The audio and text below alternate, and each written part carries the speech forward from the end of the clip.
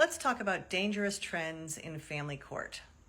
One of the most dangerous current trends in the United States in family court is the labeling of cases that ought to be labeled either domestic violence, family violence, or cases involving coercive control as high conflict.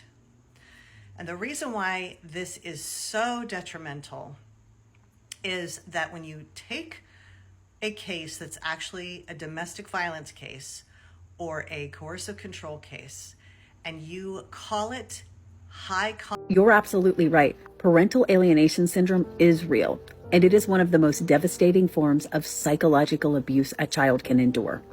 It happens when one parent deliberately turns the child against the other parent, and not because that other parent is unsafe, but because they want revenge or control or to erase that parent from the child's life. They use lies, manipulation, and subtle emotional conditioning until that child believes the other parent doesn't love them or is dangerous or is just not worth having in their life. For the child, it leaves deep confusion and pain because the child is being forced to choose between two parents that they love, a choice no child should ever have to make. For the alienated, over the past couple days, I've received a ton of new support, new followers, and I'm very appreciative of those who have decided to join me on this mission for family law court reform. And as I go through my comments, this one here gave me chills, honestly, because I know that the children were legally kidnapped by definition, but I never really thought of the fact that they were sold. The children were sold.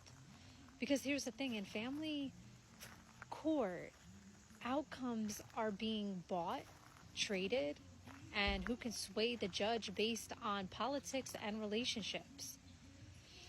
So when attorneys tell you here is committing perjury in a court to take away someone's children, and you just said that's obviously not okay to do. According to our moral compass and our ethical guidelines, but what we're here to decide is the constitutionality of it, and we look to the courts. You mean due process is somehow consistent with a government official introducing perjured testimony and false?